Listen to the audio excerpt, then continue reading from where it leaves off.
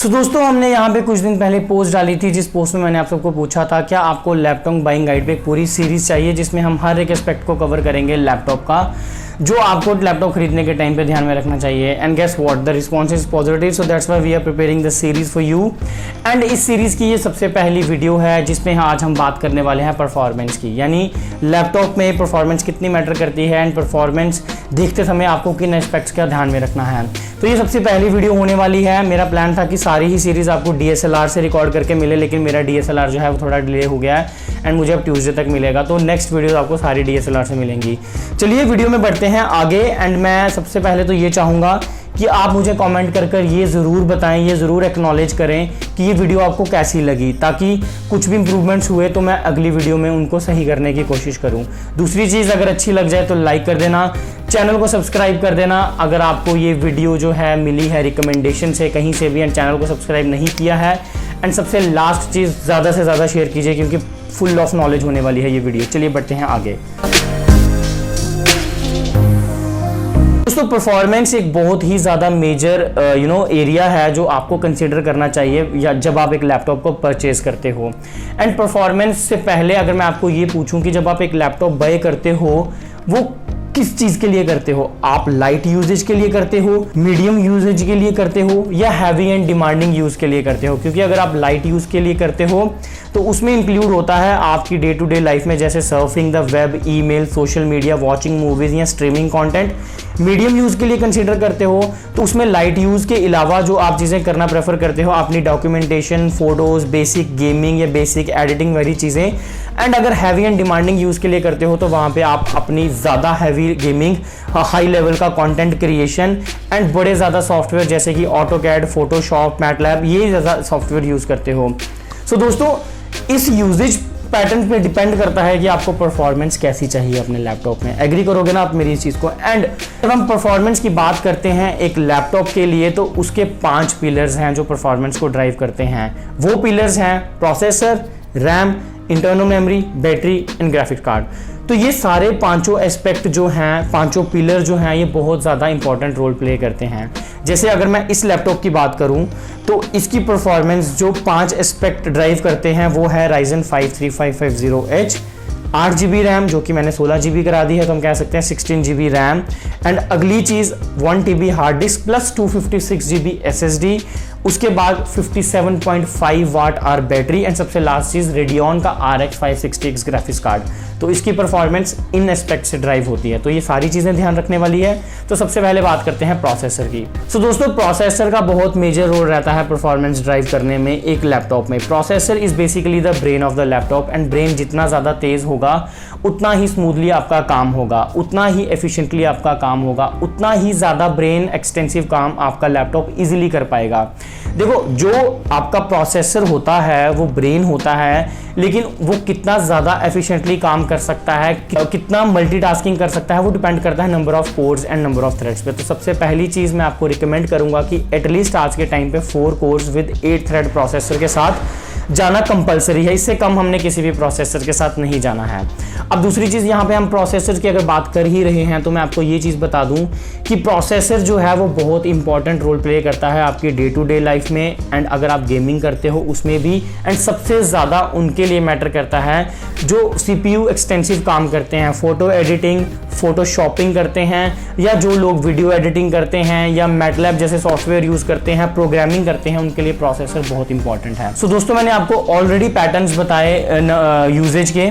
तो अगर आप बिल्कुल बेसिक से यूज़र हो जो बिल्कुल बेसिक सी चीज़ें करना चाहता है तो आपको आज के टाइम पे i3 प्रोसेसर के साथ शुरू करना चाहिए। आज के टाइम पे i3 9th या i3 10th जनरेशन के साथ जाइए। उसके बाद जो लोग मीडियम लेवल की गेमिंग करना चाहते हैं, यानी बिगनर्स हैं गेमिंग में, ज़्यादा हैवी लेवल की गेमिंग नहीं करनी है एंड आप एडिटिंग करना चाहते हो बट आप हाई लेवल का और कंटेंट क्रिएशन नहीं करते हो, डे टू डे लाइफ में आप बिल्कुल भी कॉम्प्रोमाइज़ नहीं कर सकते। तो डे टू डे लाइफ में कॉम्प्रोमाइज़ नहीं करना है, कैजुअल गेमिंग करनी है, कैजुअल कंटेंट क्रिएशन करना है, तो i5 आपके लिए रिकमेंडेशन होनी चाहिए। इंटेल की बात कर रहा हूँ। उसके बाद i7 एंड i9 जो प्रोसेसर हैं वो अच्छे लेवल का कंटेंट क्रिएटर्स एंड अच्छे लेवल के गेमर्स के लिए एंड बाकी सारी चीज़ें वो अच्छे से हैंडल कर सकते हैं, जो आप i3 और i5 में तो कवर कर ही रहे हैं हम। उसके बाद दोस्तों अगर AMD की बात की जाए तो AMD में आपको AMD E2 मिलता है सबसे बेसिक्स में, then AMD A4 and A6 मिलता है। लेकिन मैं रिकमेंड करूंगा कि आप स्टार्ट करें A6, A10 या A12 से। ये ज़्यादा पावरफुल प्रोसेसर्स तो नहीं हैं, बट बेसिक लेवल की आपकी डे टू डे लाइफ में अच्छी परफॉर्मेंस दे देंगे, ज़्यादा चैलेंज नहीं क्रिएट करेंगे आपके लिए। एंड अगर आप बिल्कुल लाइट गेमिंग करते हो या बिल्कुल लाइट एडिटिंग करते हो तो आप Ryzen 3 के साथ जा सकते हो। लेकिन अगर आप एक थोड़ी अच्छी कैजुअल गेमिंग करना चाहते हो एंड कैजुअल वीडियो एडिटिंग करना चाहते हो तो Ryzen 5 के साथ मिनिमम जाना है। एंड आज के टाइम तो Ryzen 4000, अगर Ryzen 5 4600H के साथ भी जाते हो जो आपको बजट में मिलता है तो वो भी Intel i5 10th जनरेशन को टक्कर देता है।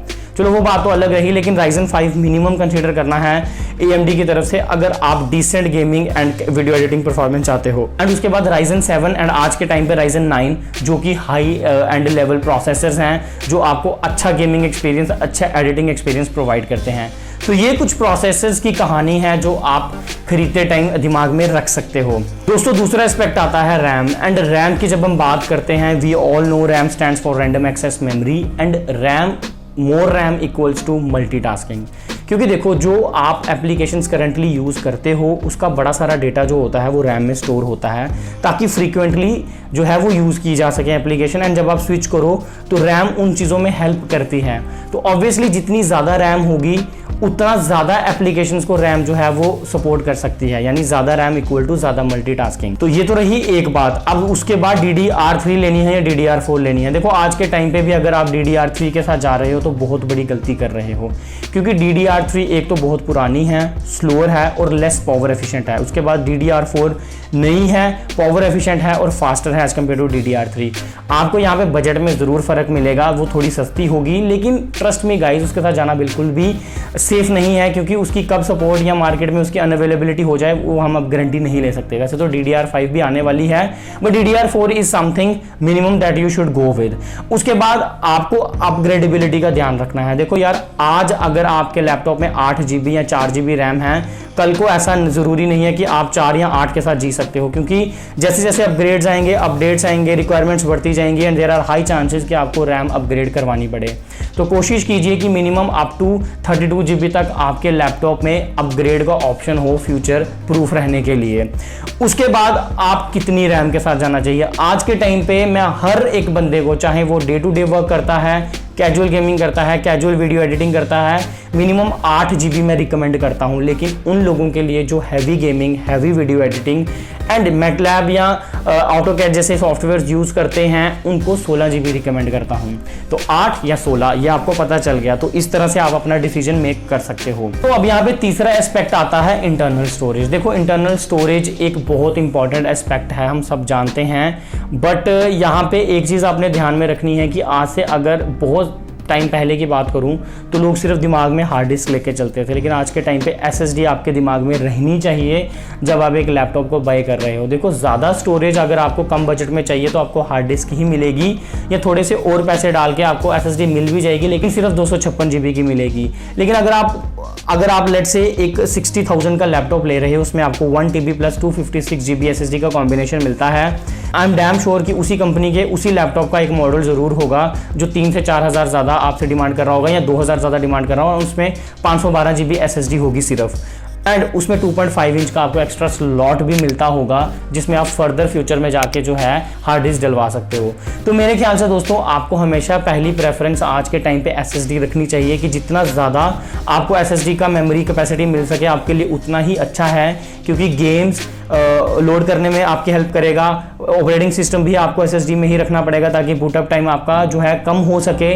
उसके बाद बड़ी सारी चीज़ें ऐसी होती हैं जो SSD को डिमांड करती हैं, चाहे आपकी कॉपी हो, पेस्टिंग हो, आपको फाइल्स को इधर उधर करना है, रीड एंड राइट स्पीड जिसको हम बोलते हैं, वो भी SSD में आपको फास्ट देखने को मिलती है। तो डिसीजन इज योर्स। ज़्यादा SSD के साथ जाना मेरे हिसाब से समझदारी है। 2.5 इंच का एक्सपेंशन स्लॉट ले लीजिए एक्स्ट्रा लैपटॉप में एंड फ्यूचर में जाके हार्ड डिस्क डलवा लीजिए अगर आप ज़्यादा स्पेस फ्यूचर में डिमांड करते हो, वरना एक्सटर्नल तो आपके पास ऑप्शन है ही है।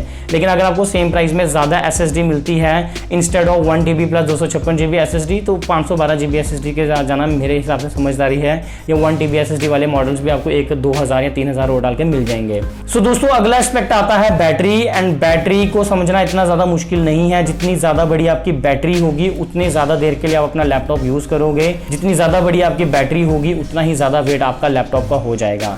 एंड ऐसे भी आपको लैपटॉप्स मिलते हैं जो बड़ी बैटरी के साथ आते हैं, तो वो लैपटॉप में आपका ज़्यादा स्पेस लेते हैं एंड आपको कहीं ना कहीं कॉम्प्रोमाइज़ करना पड़ता है। जैसे कि अभी ASUS TUF A15 का जो 90 वाट आर वाला बैटरी का मॉडल है, उसमें आपको 2.5 इंच का HDD एक्सपेंशन स्लॉट नहीं मिलता, क्योंकि बैटरी ने बहुत ज़्यादा जगह ले रखी है लैपटॉप के अंदर। तो ये सारी चीज़ें भी कंसीडर करनी है।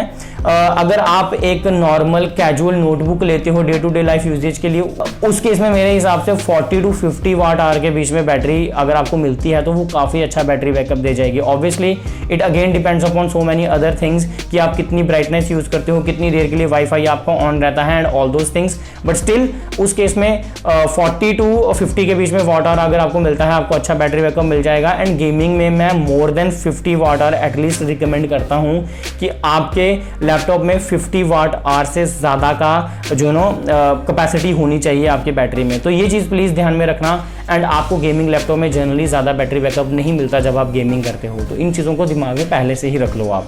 दोस्तों यहाँ पे सबसे last aspect and one of the important aspect आता है ग्राफिक्स कार्ड। एंड देखिए ग्राफिक्स कार्ड सभी लोगों के लिए इंपॉर्टेंट नहीं है। ग्राफिक्स कार्ड जो है वो एक डेडिकेटेड चिप होती है जो आपके लैपटॉप के अंदर यूज़ की जाती है, एंड वो रिस्पॉन्सिबल होती है आपके विजुअल्स की क्वालिटी को बढ़ाने के लिए, चाहे वो गेम के विजुअल्स हों, वीडियो के विजुअल्स हों या किसी सॉफ्टवेयर के विजुअल्स हों। जैसे कि रैम के जीबीज इंपॉर्टेंट करते हैं, वैसे ही डेडिकेटेड गार्ड के जो जीबीज होते हैं वो बहुत इंपॉर्टेंट रहते हैं विजुअल्स को प्रेजेंट करने के लिए, है ना। फोटो एंड एडिटिंग सॉफ्टवेयर जैसे कि फोटोशॉप एंड ऑटोकैड जैसे सॉफ्टवेयर हो गए, वो ग्राफिक्स कार्ड की जो है डिमांड करते हैं। एंड उसके बाद गेमिंग जो है वो CPU से ज़्यादा GPU एक्सटेंसिव होती हैं, तो गेमिंग के केस में GPU का बहुत इंपॉर्टेंट रोल रहता है। लेकिन यहाँ पे आपने एक बहुत इंपॉर्टेंट चीज़ समझनी है, integrated versus dedicated graphics card. देखो दोस्तों, अगर आप एक ऐसा लैपटॉप ले रहे हो with A thought in your mind कि आप उसमें गेमिंग नहीं करने वाले हो, तो प्लीज़ डेडिकेटेड ग्राफिक्स कार्ड पे पैसा मत वेस्ट कीजिए। आप इंटीग्रेटेड ग्राफिक कार्ड से अपना अच्छे से काम चला सकते हो, इवन उस केस में भी अगर आप लाइट वीडियो एडिटिंग करते हो एंड बड़े बड़े सॉफ्टवेयर्स नहीं यूज़ करते हो, फिल्मोरा यूज़ करते हो, तो आपका काम चल जाएगा बिना ग्राफिक्स कार्ड के भी। तो यानी आप बाकी जगहों पे पैसा इन्वेस्ट कर सकते हो, अच्छे प्रोसेसर, ज़्यादा रैम में, इंस्टेड ऑफ ग्राफिक्स कार्ड पे पैसा खर्चना। ग्राफिक्स कार्ड में पैसा तभी खर्चना है अगर आपको पता है कि आप बड़े बड़े सॉफ्टवेयर जो ग्राफिक्स कार्ड की डिमांड करते हैं, जैसे कि ऑटोकैड, फोटोशॉप, या सबसे इंपॉर्टेंट आप बहुत ज़्यादा हाई लेवल की गेमिंग करने वाले हो, तो उस केस में आपको ग्राफिक्स कार्ड डेडिकेटेड कंसीडर करना है। अदरवाइज अपने पैसे को बचाइए, प्रोसेसर, रैम और डिस्प्ले में इन्वेस्ट कीजिए। सो दोस्तों ये हैं सारे एस्पेक्ट जो आपको कंसीडर करने चाहिए। तो अगर इनवीडिया की बात की जाए तो अप टू GTX 1650 आपको डिसेंट परफॉर्मेंस मिल जाएगी गेमिंग में, एंड उसके बाद आपको अच्छी परफॉर्मेंस देखने को मिल जाती है। एंड वही अगर AMD की बात करूं तो जो RX 560, 570, 580, 590 आते हैं casual gaming and photo editing के लिए आते हैं। उसके बाद वेगा 5664 आते हैं हैवी एंड हार्डकोर के लिए। उसके बाद RX 5700 XT आता है हैवी वीडियो एडिटिंग के लिए। सो दोस्तों यही है कुछ एस्पेक्ट जो एक लैपटॉप की परफॉर्मेंस को ड्राइव करते हैं। एंड जब भी आप लैपटॉप की परफॉर्मेंस के बारे में सोचो तो इन सभी चीज़ों का सोचना सबसे पहले बहुत ज़्यादा ज़रूरी है। तो आशा करूंगा आपको वीडियो अच्छी लगी होगी एंड हेल्पफुल कंटेंट लगा होगा, एंड कहीं ना कहीं आपकी नॉलेज थोड़ी सी इंक्रीज ज़रूर हुई होगी। एंड अगर ऐसा है तो प्लीज़ वीडियो को लाइक कर दीजिए, चैनल को सब्सक्राइब कर दीजिए, क्योंकि अभी 4 से 5 और वीडियोस पड़ी हैं इस सीरीज़ में। आई एम नॉट श्योर 4 आएंगी कि 5 आएंगी, बट टोटल 5 या 6 वीडियोस आपको देखने को मिलेंगी। तो देर किस बात की, चैनल को सब्सक्राइब कर दीजिए अगर वीडियो अच्छी लगी है, वीडियो को लाइक कर दीजिए। मिलते हैं अगली वीडियो में, तब तक के लिए जय Hind, thanks for watching, thanks a lot.